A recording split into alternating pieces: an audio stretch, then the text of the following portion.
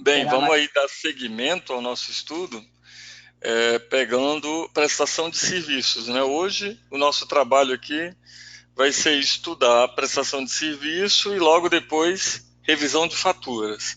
Nós temos hoje e amanhã aí para falarmos desse assunto. E se amanhã a gente não conseguir encerrar a revisão de faturas, nós temos ainda segunda-feira para ainda fechar aí o conteúdo que não for completado, tá? Mas vamos lá, então. Nós estudamos até ontem a parte de administração de estoques, né, com os movimentos de entrada, saída, transferência. E o resultado dessa conta, entrada, que é positivo, né, saída, que é negativo, que baixa o estoque, transferência, que entra e sai, né, então ele é o positivo e o negativo simultâneos. Resultado dessa conta, mais, menos e o mais ou menos, vai dar o saldo final do estoque. Esse saldo final do estoque é o sistema, é o saldo do estoque dentro do sistema SAP. Não necessariamente vai ser isso que existe fisicamente na companhia. O saldo do sistema pode ser diferente do saldo físico, do saldo real. Uma forma de confrontar o físico, né, com o sistema é executando um procedimento de inventário. Então, ontem nosso segundo tempo foi bem dedicado aí aos procedimentos de inventário. E aí tinham três grandes fases que representam o inventário físico. A primeira era criar um documento de inventário. Aí eu cheguei até a mostrar a MI01, né? Transação MI01 serve para criar um documento de inventário e lá a gente pode informar o material, né, e a unidade que eu vou inventariar esse estoque. Vai ser material por material, vai ser o tipo de estoque, vai ser o centro, todos os depósitos de um centro, apenas um depósito dele. Então eu informo como que eu quero fazer esse inventário no MI01. Posso fazer a criação desse documento de inventário de uma forma mais massiva, né, para mais situações ao mesmo tempo. Aí eu posso entrar na MI31. MI31 serve para listar conforme os parâmetros da tela inicial, serve para criar vários documentos de inventário ao mesmo tempo. E aí esse documento vai ser gerado, né? E eu posso acompanhar essa geração pela SM35. É a transação que acompanha esses processamentos aí de carga em background. Bem, e uma vez criado o documento de inventário, é só imprimir e mandar a equipe a campo para eles poderem contar efetivamente a existência desse saldo do estoque, né, naquele lugar que eu quero fazer o inventário. A equipe vai retornar com as planilhas todas preenchidas com esse formulário chamado documento de inventário todo preenchido. Esse formulário é um formulário cego, ele não tem as quantidades nele. Então, por isso que é necessário que a equipe preencha o que ela contou em campo, quando ela foi lá averiguar se o estoque existia, qual a quantidade dele. Quando retornar, essa quantidade que está informada nesse formulário, documento de inventário, ela tem que ser inserida no SAP. A gente executa a transação MI04 para isso. Lá eu vou informar as contagens. Bem, contagens lançadas, é hora de conferirmos e verificarmos se existe alguma diferença de inventário. A diferença de inventário vai ser a comparação entre a quantidade contabilística, ou seja, a quantidade que está no sistema SAP, e a quantidade que foi contada e que foi inserida na MI04. Comparando os dois, o sistema chega num resultado de diferença de inventário, pega essa quantidade física da diferença, que pode ser positiva ou negativa, e multiplica, desculpa, ele pega essa quantidade da diferença e multiplica pelo valor unitário desse material, que pode ser média móvel ou preço estándar. E aí o SAP consegue identificar qual que é o montante da diferença. consegue identificar o montante da diferença item a item do documento de inventário como o somatório de todos os itens daquele documento, para saber qual que é o montante da diferença no total do documento de inventário. A gente tem como definir tolerância para o montante da diferença em nível de item ou um montante para todo documento de inventário. Se essa diferença extrapolou a tolerância, ele não deixa salvar a diferença. A gente vai ter que averiguar onde que está o problema. Onde que costuma ter o problema? Onde é que costuma se situar o problema das diferenças de inventário? Alguma movimentação que deixou de ser lançada, ou foi lançada de forma equivocada. De repente era uma quantidade tal de saída ou de entrada e foi informada outra quantidade. As quantidades entradas vai ser meio difícil de estar errada, porque elas têm uma nota fiscal que prove, né? Então, se eu informei uma quantidade diferente da que está na nota, eu vou ter até um problema fiscal. Então, inclusive, eu vou ter diferença na conta transitória de fornecedores. É um pouco mais raro de acontecer, mas pode acontecer. A quantidade da entrada está lançada de forma errada. O que é mais comum de acontecer é alguma nota de entrada que ficou engavetada por alguém, né? Alguém não lançou uma nota de entrada. Claro que vai chegar um momento que o fornecedor vai cobrar a empresa por não ter pago aquela nota e pode até protestar esse título, esse boleto. E aí essa entrada pode ser lançada posteriormente, né? Bem, então, o que é mais comum acontecer é uma entrada não ter sido lançada até o momento em que o inventário for feito. Isso pode ter acontecido. Ou uma saída ter sido lançada com quantidade errada ou até nem ter sido lançada. As saídas ficam mais difíceis de serem provadas, porque não tem necessariamente um documento fiscal que aprove se for uma saída interna na companhia. Que se foi uma saída em virtude de venda, mais uma vez nós temos o fiscal a nosso favor, a escrituração fiscal a nosso favor. Vamos ter uma prova documental para a gente saber qual a quantidade que representa aquela saída de estoque, né? A vantagem é essa das notas de entrada e das notas de saída. Agora, as movimentações internas, o controle é de gestão do almoxarifado. Então, e não necessariamente as saídas internas têm um documento fiscal que a comprove. E aí pode ser que as diferenças de inventário são resultantes de movimentações internas que não foram lançadas ou foram lançadas com quantidades equivocadas. Bem, isso foi o assunto de ontem. Hoje nós estamos falando agora da parte do meio relacionada à prestação de serviços. Serviços têm um fluxo similar ao fluxo de material. A gente pode ter requisição, a gente pode ter cotação, a gente pode ter contrato, a gente pode ter pedidos de compras. O que eu não vou ter? MRP. Não tem MRP para serviço. O que eu não vou ter? Programa de remessa para serviço. Agora, requisição, cotação, contrato e pedido, tudo é possível ser usado para compras de serviços. Então, lá vai, vamos começar as nossas anotações aí com relação à prestação de serviços, né? Processos de compras, deixa eu completar isso aqui melhor, de compras por processos de compras possíveis para prestação de serviço.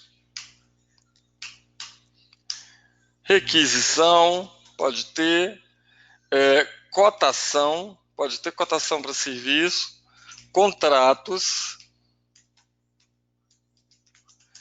e pedidos de serviços.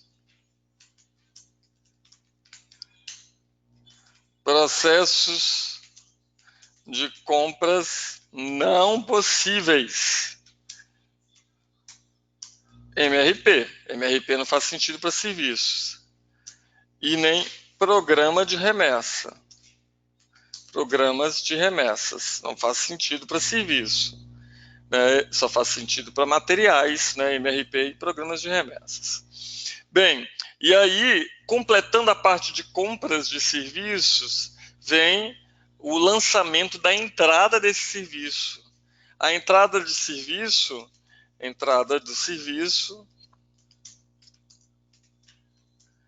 é lançada numa folha de registro de serviços. Essa folha, a sigla é comum de ser usada FRS ou folha de medição de serviços. Muito comum a gente ouvir esse termo, né? Foi feita a medição do serviço, foi lançada a medição do serviço. A medição é essa folha de registro de serviços. É um termo muito usado nas companhias. Tem empresas que não têm SAP e que usam esse termo, a medição do serviço.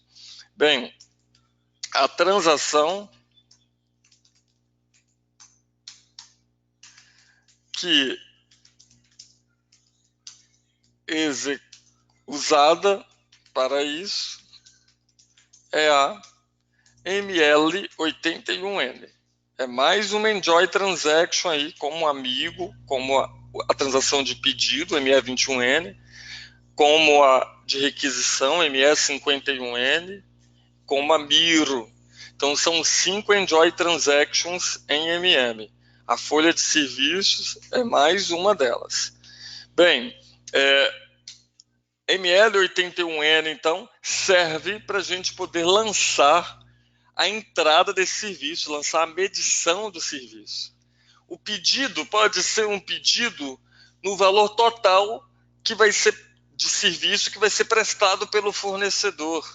A folha de medição serve para confirmar se aquele serviço que foi pedido, ele foi efetivamente executado pelo fornecedor, pelo prestador de serviço. Eu posso ter pedido tantas horas no mês de um consultor, 160 horas no mês de um consultor, mas esse consultor só trabalhou 120 horas. Eu vou pagar pelas 120 horas, pelo que foi executado. Não necessariamente pelo que foi pedido. Onde que eu vou lançar essa entrada desse serviço, essa confirmação da execução do serviço? Nessa tal de folha de registro de serviços. O pedido seria com 160 horas de consultoria externa e a folha de medição com 120 horas. Né? Vamos anotar aqui, exemplo.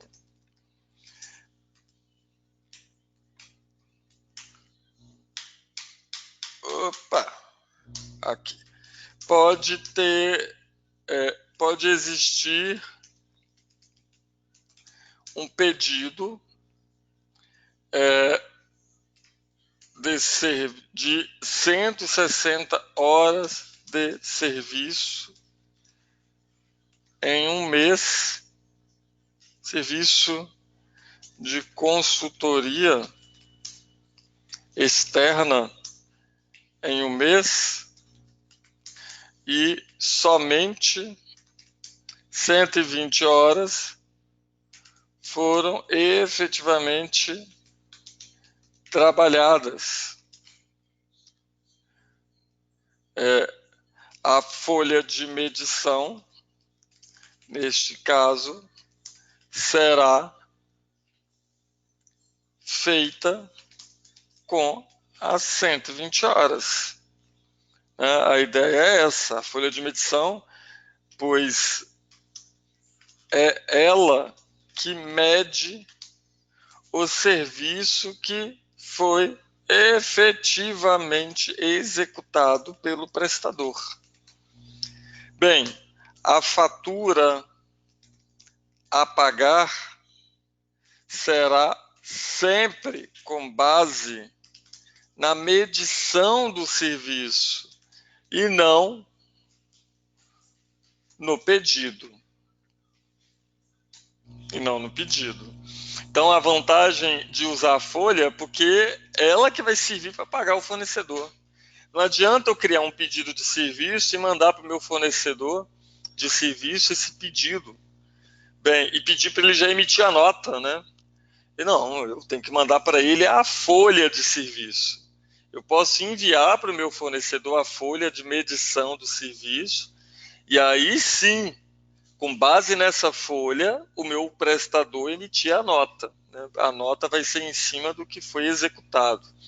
Claro que tem outras formas de negociar um serviço, né? Tem empresas que negociam um valor fixo por mês, né, para o fornecedor, prestador, né? De repente a negociação foi: eu te pago 5 mil por mês, independente aí se você prestou serviço em 1 hora ou se você trabalhou 160 horas. Se assim for, a medição do serviço, então, vai ser pelo valor total negociado, né? Eu não vou fazer uma medição apenas da hora que foi executada pelo prestador. Se a minha negociação do serviço foi 5 mil reais por mês, independente da quantidade de serviços, então é preferível que eu coloque lá como unidade de medida desse serviço no pedido de compras, como se fosse UA, unidade da atividade. Uma UA. Ou seja, eu vou pagar essa uma unidade cheia. O valor está fixado em 5 mil. Quando eu fizer a folha de medição, eu faço a folha de medição dessa uma UA, uma unidade de atividade. Se eu negociei com o meu fornecedor que eu vou pagar para ele pelo serviço que foi executado, por mais que eu fiz um pedido de 160 horas, mas eu só vou pagar as horas que ele efetivamente trabalhou, eu posso fazer um pedido de 160, mas a folha de medição vai ser pela quantidade de horas trabalhada. E aí faz sentido o pedido ser feito em horas, a medição também ser feita em horas, né? E aí a fatura a pagar depois, lá na Miro, vai levar em consideração a quantidade de horas efetivamente medidas na folha de registro de serviço. Bem, vamos aqui mais um pouco. O que acontece nesse cenário com medição de serviço? Assim como a medição é lançada, o SAP coloca essa medição, coloca um farol vermelho no alto dessa folha de medição. Esse farol vermelho significa que essa folha precisa ser aceita por alguém. Aceita, liberada, aprovada, tudo sinônimo. Então, pode ser que o próprio usuário que lançou a folha de medição tenha autorização para fazer a aprovação dessa medição. Mas é muito comum nas empresas que um usuário lance a medição e algum outro com cargo gerencial aprove essa medição que ele lançou. Ter dois aí envolvidos. Inclusive, isso é bem recomendado pela auditoria. Na auditoria, né, isso é chamado de segregação de funções. Tá? É um procedimento de controle interno muito recomendado pelas auditorias. É uma forma aí de garantir problemas de reclamações, né, de desvios de conduta nas companhias, né, uma forma de controlar desvios de conduta dentro das companhias. Hoje em dia, vocês sabem como é que o mundo aí está atento a esses problemas de corrupção nas empresas, nos negócios. Praticamente as grandes empresas, na sua maioria, têm hoje em dia um setor de auditoria muito forte, que fazem questão de avaliar se os controles internos estão bem implementados, se está acontecendo segregação de função nas atividades operacionais, nas atividades administrativas da companhia. Quando eu falo segregação de função, eu falo de uma forma geral dentro da empresa. Quem cria a requisição não pode ser o aprovador da requisição. Quem cria o pedido não pode ser o aprovador do pedido. Quem cria a requisição não pode ser quem cria o pedido com base na requisição, tem que ser pessoas distintas. Isso garante, de certa forma, um melhor controle interno. Aí a pessoa fala assim, quem não garante que essas duas pessoas aí envolvidas, o requisitante e o comprador, não estejam aí no mesmo esquema, né? Tenham feito aí uma parceria aí, né, ilícita. Mas a chance, né, de todo o controle estar na mão de uma pessoa, desse ato ilícito passar, é muito maior do que se estiver na mão de mais de uma pessoa. E aí o controle interno visa exatamente isso, né, evitar desvios de conduta. Então, essa conduta pode continuar sendo ainda controlada nas etapas que se seguem, né? Um requisitante, depois tem um aprovador do requisitante, que é uma pessoa diferente, depois tem uma outra pessoa que transforma a requisição que foi aprovada num pedido, depois tem uma outra que aprova o pedido. Já foram 4 pessoas diferentes aqui envolvidas nesse processo. Se o setor de auditoria é forte na companhia, com esse departamento de compliance, né, que hoje a maioria das empresas tem, das empresas grandes tem, para evitar corrupções, né? Inclusive isso costuma ser uma nota, né, uma observação nos balanços que são publicados nesses jornais de grande circulação. Essas grandes empresas têm ações em bolsas de valores e elas têm que seguir uma série de normas como proteção aos acionistas. Uma das normas obrigatórias é que essas empresas publiquem os seus balanços em jornais de grande circulação e os auditores coloquem o parecer deles em cima desses balanços, se esses balanços representam mesmo o patrimônio dessas empresas. E se esse patrimônio que está revelado nesse balanço, ele está sendo constantemente salvaguardado, se ele está sendo preservado por aquelas pessoas que administram aquela companhia.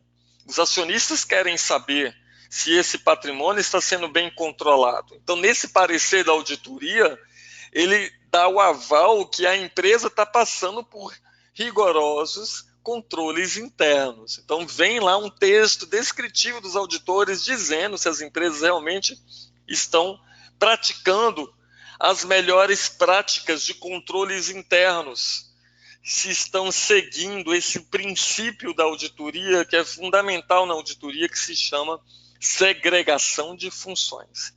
Com isso, uma folha de serviço criada por um determinado usuário que confirmou se o serviço foi realmente executado pelo prestador do serviço, ela precisa ser aprovada, aceita, liberada por uma outra pessoa, que não seja a mesma que criou a folha. Essa liberação é feita também pela ML 81N. Então lá vai. A FRS precisa ser aceita, que é o mesmo que aprovada ou liberada, tudo são sinônimos, tá? Que é igual a aprovada ou liberada, essa palavra. Para que uma contabilização seja efetuada e a fatura do serviço seja lançada na Miro. Então, essa folha de registro de serviço precisa ser aceita, liberada. É a própria transação ML 81N que permite fazer esta liberação de forma individual. Se o aprovador quiser liberar coletivamente, ou seja, mais de uma FRS ao mesmo tempo, ele listar todas as FRS que estão pendentes de liberação. Nós estamos falando aqui com gestores, né? Com gerentes, supervisores. Essa pessoa pode não ter o tempo livre para criar de uma folha, ele vai lá uma a uma e vai aprovando, né? De repente ele precisa de um relatório para listar tudo que foi colocado para ele aprovar, para ele avaliar, e ele dali avalia o que ele quer aprovar. Então, se ele quiser fazer isso de forma coletiva, assim como ele consegue aprovar pedidos de forma coletiva, requisições de forma coletiva, cotações, programas de remessas, contratos, tudo isso pode ser aprovado de forma coletiva. Tem transações para fazer isso de forma coletiva. Para a folha de serviço também é a mesma coisa. Só que a transação deve ser usada a transação ML85. ML85, então, serve para aprovar a folha de registro, várias folhas de registro de serviços. Tá? Ela serve para isso, para aprovar várias folhas de registro de serviços. Bem, só mais uma informação, uma FRS só pode ser feita com base num pedido de compras. É importante vocês saberem isso. Se eu não tenho um pedido de compras, eu não tenho como fazer uma FRS. Se eu não tenho um pedido de compras, eu consigo lançar uma transação MIGO. Eu mostrei para vocês aí, anteontem, que existe o movimento de MIGO sem pedido, entrada sem pedido. Que movimento 501, por exemplo, 561, são entradas sem pedido. Saídas sem reserva, transferências sem pedido de transferência. Isso tem movimentos para isso, quando a gente fala de materiais. Agora, quando eu falo de folha de serviço, que é uma entrada de serviço, né, uma FRS, ou, eu vou pôr aqui entre parênteses, né, entrada de serviço, só pode ser feita com base num pedido de compras. Até é possível lançar valores maiores que aqueles informados na aba de serviços em nível de item do pedido, desde que a aba limite tenha valores não planejados previstos. Então, quando a gente cria um pedido de serviço, a gente tem que informar a categoria de item D, reforçando que o pedido de serviço é aquele que tem definida em nível de item a categoria de item D. Tá? Lembrando disso aí, né? Esse é o pedido de serviço. Com essa categoria de item D, o SAP sabe que após o pedido, né, é ela que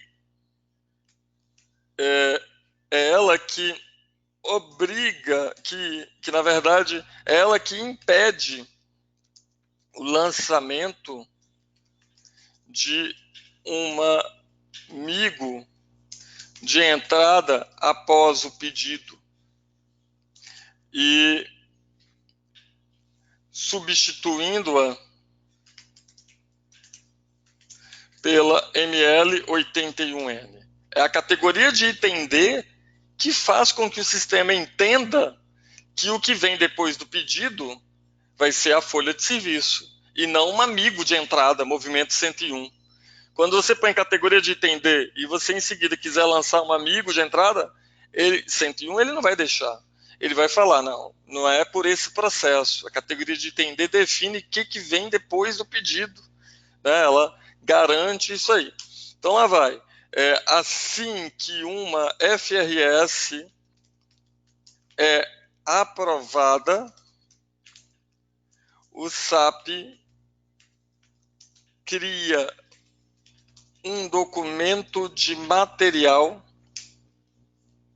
com o tipo de movimento 101, como se tivesse sido lançada uma entrada de material para consumo direto.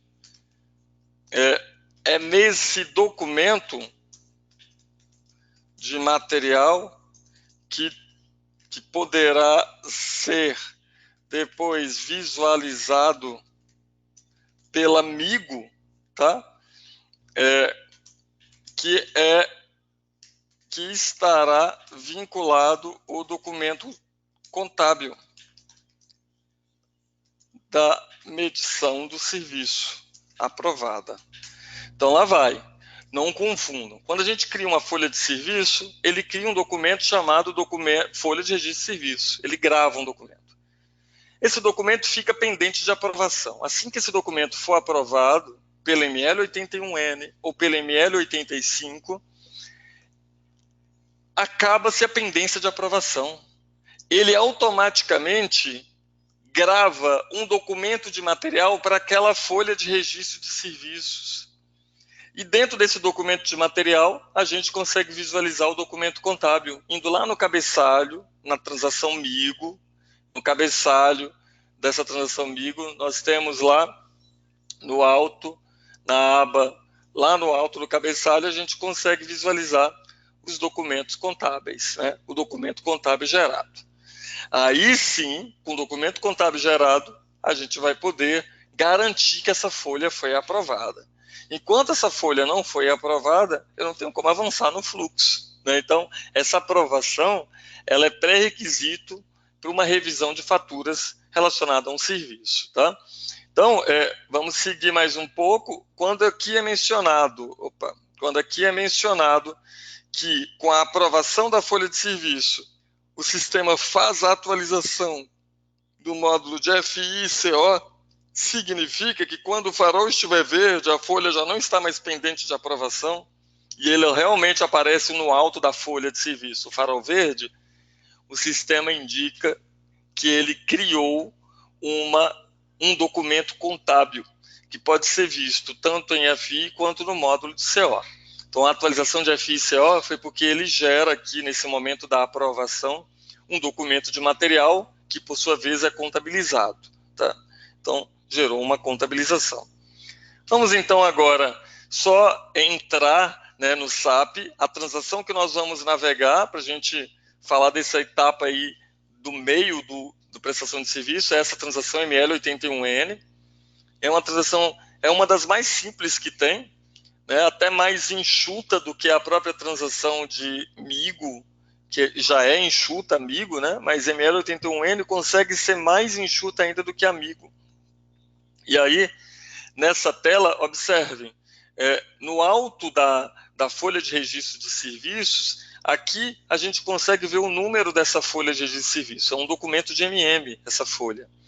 Bem, quando ela é criada, essa bandeira que tem no alto da folha vai estar disponível para que depois um usuário aprovador entre, chame a folha que ele quer aprovar e aperte esse botão para ele aceitar essa folha.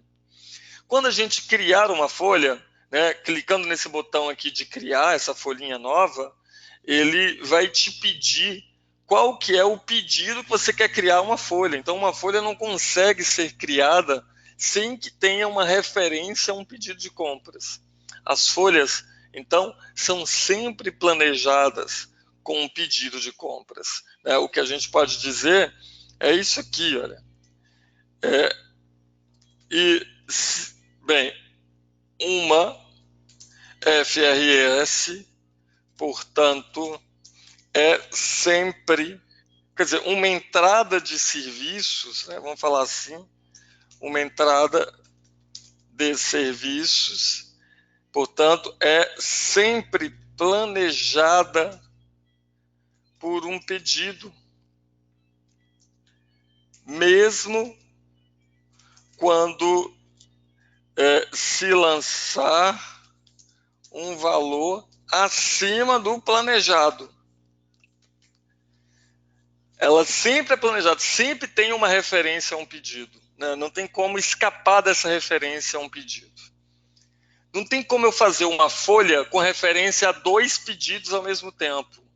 É uma folha por pedido, tá? Eu não posso pegar uma folha e vincular 2 pedidos de serviço. É uma folha por pedido. Não tem como escapar disso, tá? Uma folha por pedido. Bem, é possível exibir na própria ML81N, é possível modificar na própria ML81N, né? Vamos falar isso aqui. Então, lá vai. A transação ML81N permite criar, modificar, exibir e aceitar uma FRS, uma folha de registro de serviço. Ela permite isso tudo, tá? Enquanto a ML85 só permite aprovar de forma coletiva, tá? Então, vamos lá. Enquanto a ML85 somente permite aprovar de forma coletiva várias FRS. Uma ou várias, né, FRS. Supondo que só tem uma folha, eu posso executar ML81N, mesmo nos casos que só tem uma folha lançada, né? Eu não preciso esperar ter mais de uma para poder executar ML85.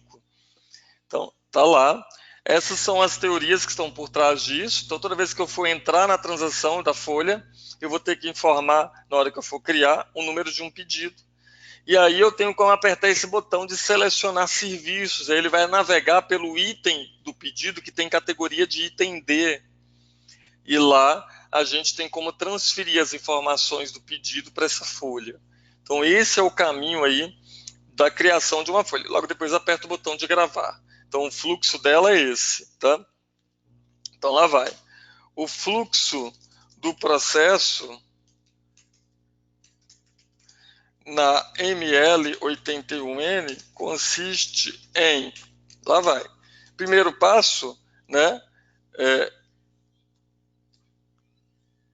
chamar do processo de criar uma FRS na ML81N consiste em chamar informar, primeira coisa, informar um pedido de compras com categoria de item D.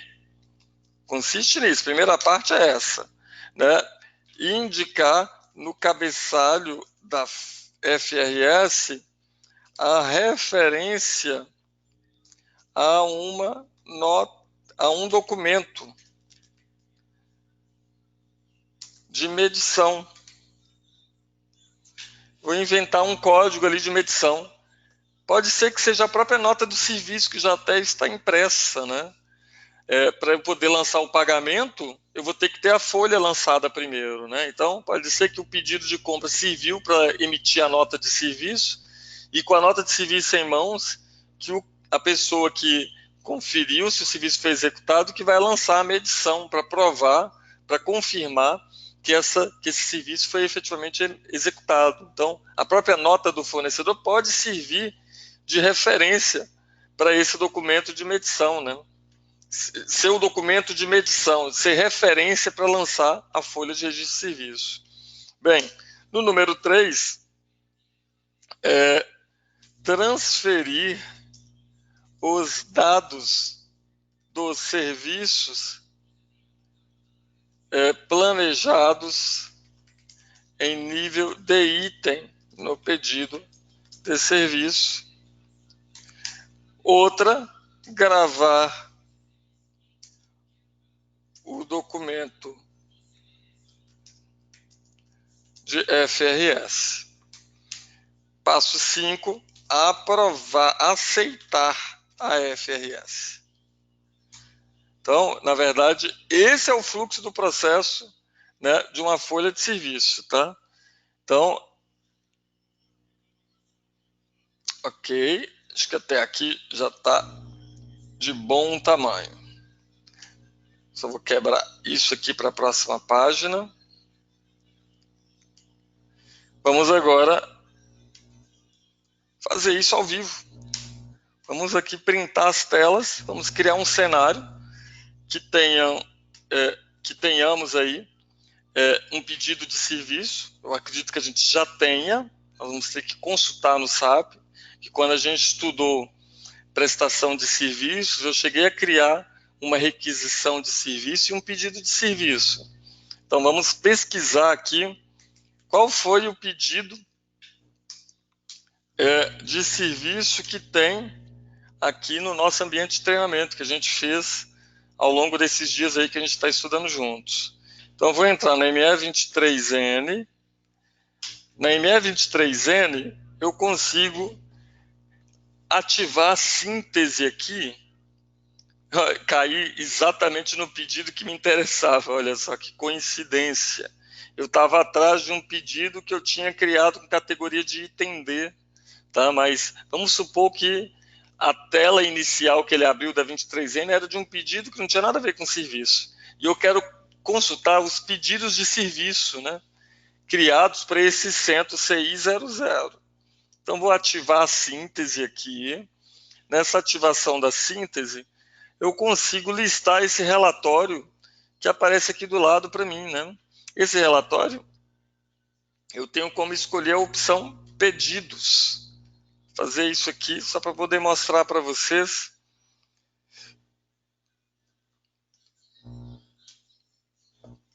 Como fazer uma busca de um pedido de serviço, tá?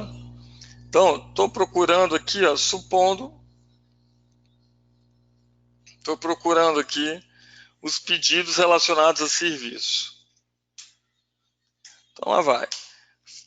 Vou consultar e eu quero achar inclusive esse pedido 74, tá? Então, estou voltando, pedidos. Agora sim. Aqui, olha, supondo que eu não sei o número do pedido. Quero procurar. Quero achar um pedido de serviço. Se vocês observarem, para o centro CI00. O centro é um parâmetro que já aparece aqui, já está pronto para mim. Mas um outro campo que vai me garantir que eu quero consultar exatamente os pedidos de serviço, um outro campo é o campo categoria de item. Eu tenho que achar um pedido que tem categoria de item D de dado.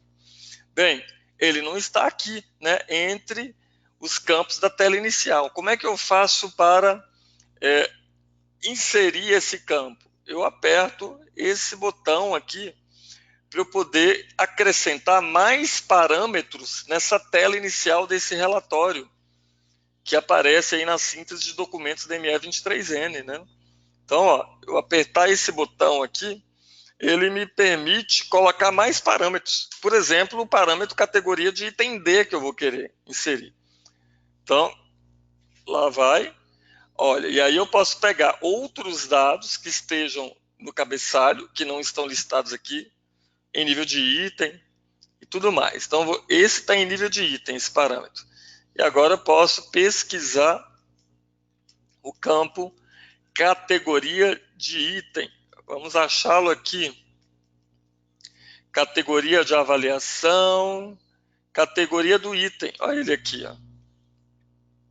Se eu der 2 cliques, ele passa a aparecer para mim na tela e aqui eu vou poder informar entre as opções. Internamente, categoria de item D, ele tem o número 9. Então, seria essa a opção que eu vou querer buscar aqui, tá? Vou colocar isso aqui em evidência para vocês saberem que eu estou, de fato, pesquisando todos os pedidos feitos para o centro CI00 que tem a categoria de item 9. Internamente, o prestação de serviço é o número 9. Mas a representação externa, que é como o usuário enxerga, ele está com uma letra D. Essa representação externa, ela é configurável pelo consultor de MM, tá? Então, lá vai. Aqui, olha, foi para mostrar que a categoria de item parâmetro fundamental para a prestação de serviço, ele foi definido como uma seleção, né, uma seleção extra aqui, né, dinâmica, que ele chama, e que é essa categoria de item D, né, que no fundo é a 9. Internamente no programa ele tem o número 9. Pronto. Ok, escolhi a 9 mesmo, e agora eu vou mandar rodar. Vamos ver. Olha o que ele listou aqui para mim, pedido 74. Exatamente ele, tá? Pedido 74. Esse pedido tinha estratégia de liberação, inclusive ele já foi liberado, que bom, já foi executado ME29N ou ME28, por esse aprovador 01, que é o diretor de compras. Foi ele que foi o responsável por essa aprovação. Então, se o pedido de compra já está liberado, vamos ver como é que está aqui no detalhe do item. Na aba Serviços, quando põe categoria de item D, duas abas aparecem para a gente. A mais, tá? A aba de Serviços e a aba Limite. Olha a aba de Serviço aqui. Vou mostrando aqui. Então, tem 1.000 unidades de R$100 cada unidade. Ok? Vou printar essa tela aqui também. E a aba Limite. Vamos ver como é que está essa aba Limite. Eu ainda vou poder gastar R$1.000 a mais, né, do que o que está na aba Serviço. Então, 1.000 vezes 100 dá R$100.000. Mais R$1.000 de extra. Ao todo, R$101.000. R$100.000 na aba Serviços e R$1.000 na aba Limite. Quando eu fizer a folha de serviço, eu vou poder fazer a folha de R$100.000 com o que está planejado na aba de serviço, e eu posso extrapolar até R$1.000 além dos 100 mil, né? Que é aí chegando no máximo aos 101. Tá? Então, estou mostrando aqui que no fundo o valor total é o valor que está na aba de serviços somado com o que está na aba. Então, o valor planejado no pedido é o somatório do montante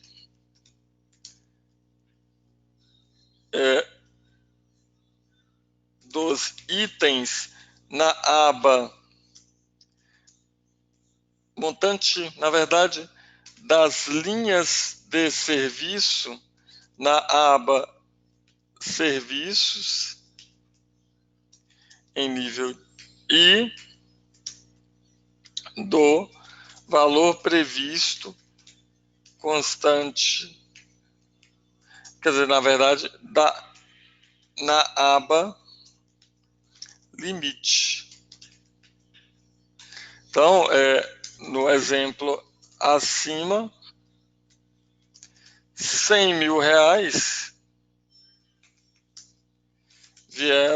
foram da aba de serviços e cifrão R$1.000 da aba limites. Na verdade, limites.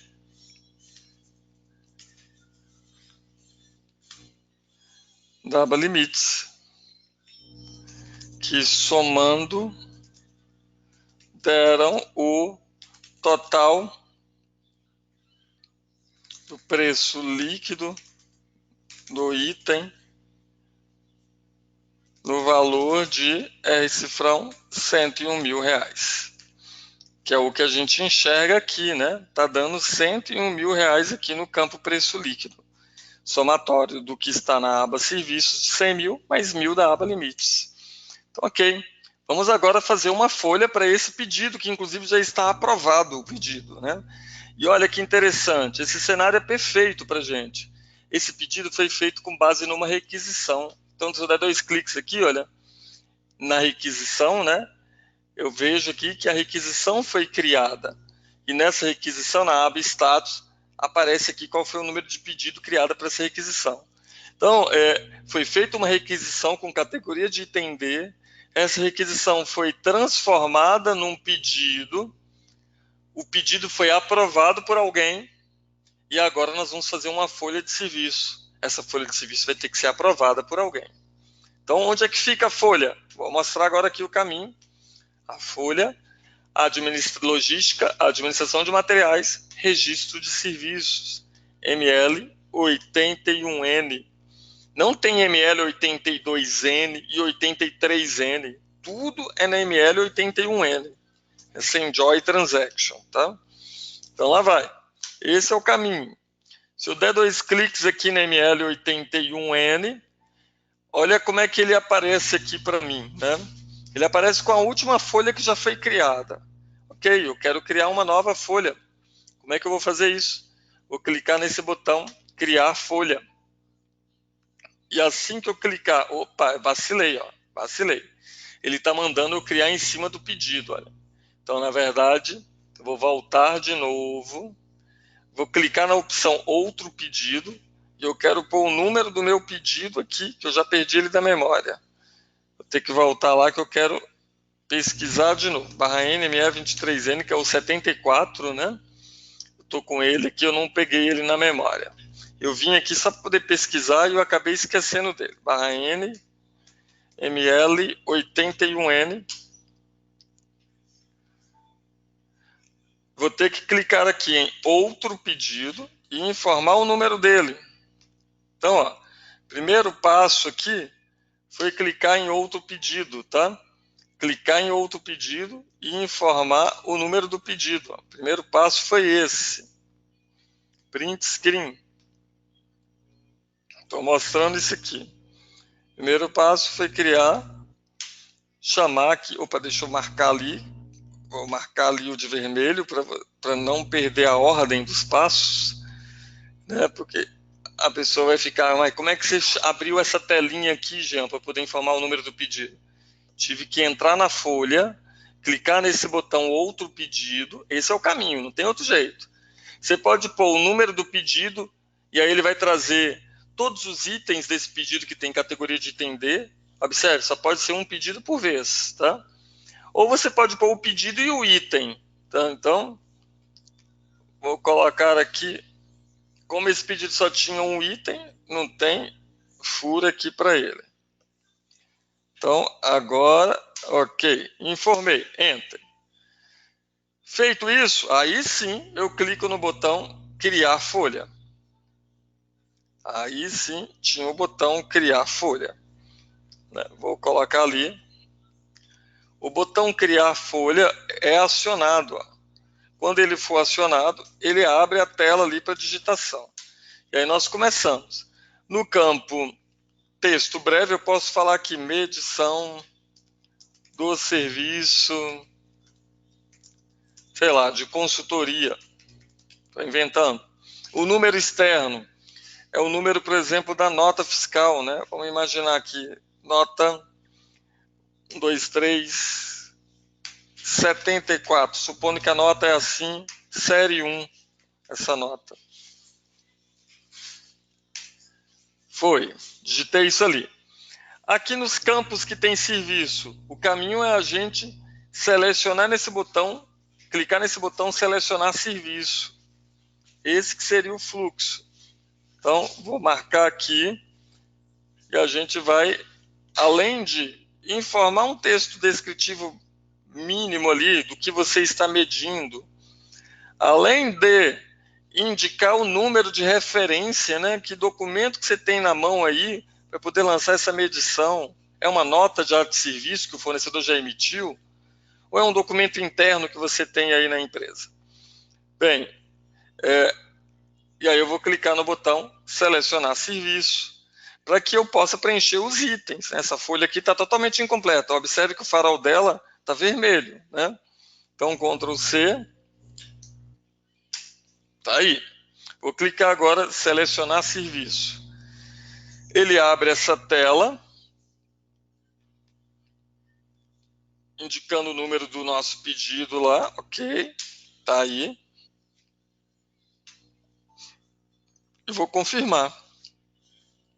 Ele traz o item 10 desse pedido com aquela aba de serviços, né? Indicando que era 1.000 unidades e R$100 o preço bruto. E aí ele traz essa aba aí, ó. Nós vamos ter que aqui nessa tela selecionar e clicar no botão transferir serviços, tá?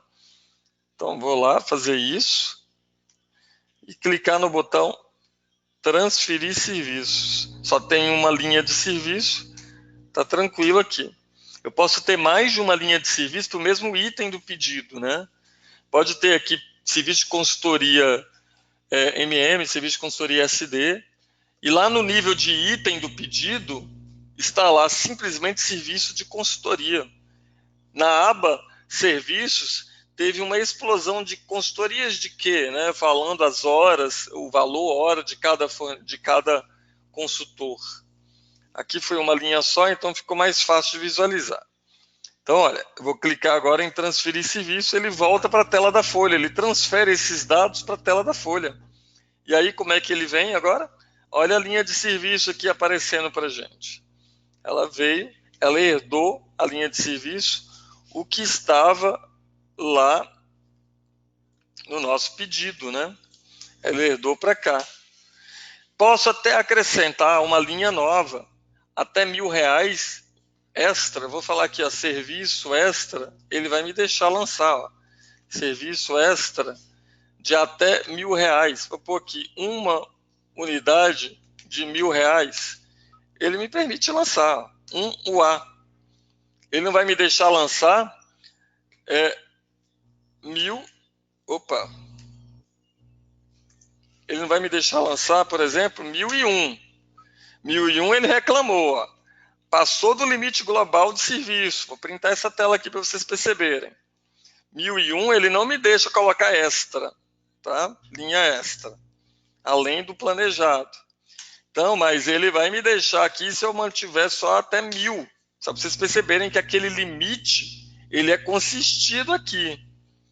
Da mesma forma, ele não vai me deixar colocar, por mais que ele herdou do pedido 1.000 unidades de atividade, ele não vai me deixar aumentar aqui, ó. Ele vai reclamar, ó. Excedeu as 1.000 unidades do pedido. Vou mostrar aqui para vocês que ele faz essa consistência. A quantidade que foi na aba de serviço também é consistida. Assim como a quantidade da aba de serviço, que é a primeira linha, assim como o serviço não planejado, que ficou na aba de limite. Tá? Então, vamos anotar isso aqui. Tá? O montante da aba limites é consistido na FRS, como se vê abaixo. Não pode passar de R$1.000. Vou quebrar isso aqui na próxima página. Tá? Vamos colocar aqui mais. O montante e a total e a quantidade do serviço da aba serviços do item do pedido também não pode exceder, conforme mostra abaixo. Né? Tentei ali falar que era 1.001, ele falou a quantidade de entrada excede a quantidade de 1.000. Eu posso lançar 999? Sem problemas. Não tem problema 999. Eu medi menos do que está no pedido. Mas 1.001 ele não deixa. Tá? Então eu coloquei aqui exatamente as 1.000 unidades. Tanto que se eu rolar a tela agora para a direita, vocês vão ver 100.000 mais os 1.000. Né? Então vai dar aí os R$101.000. Tá? Que é o que foi planejado naquele nosso pedido de compras. Então, no final, ele só me permitiu o que foi definido no pedido, tá? Até o limite máximo do que foi definido no pedido. Então, lá vai.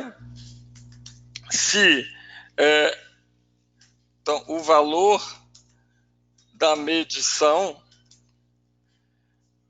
não pode ultrapassar o valor do serviço e do limite definido no item do pedido,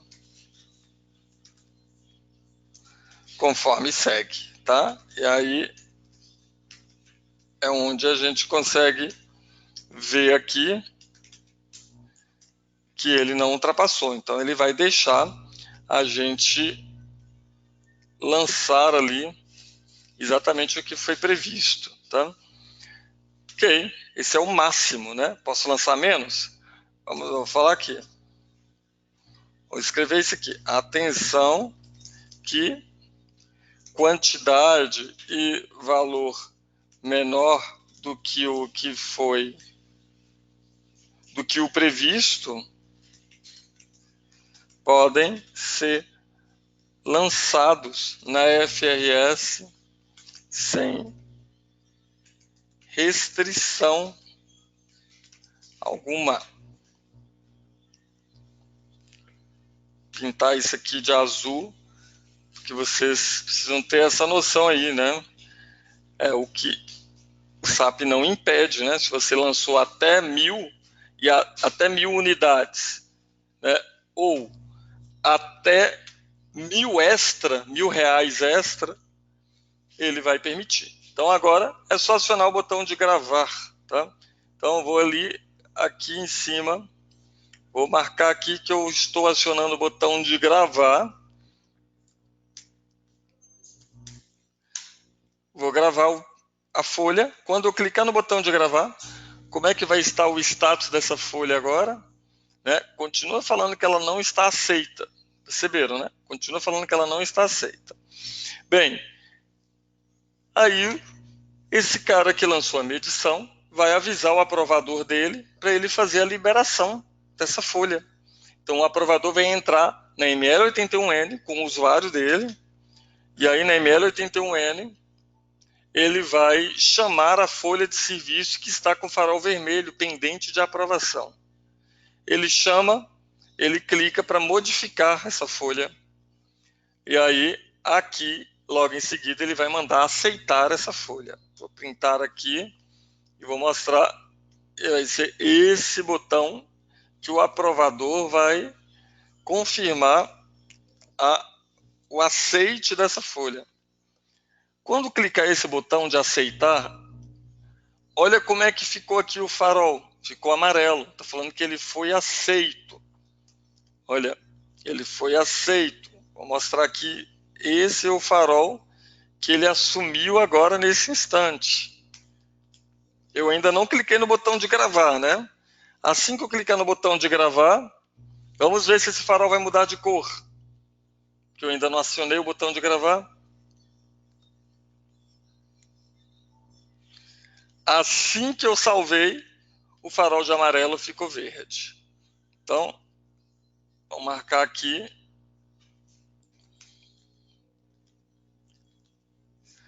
Após acionar o botão de gravar, o farol fica verde na FRS.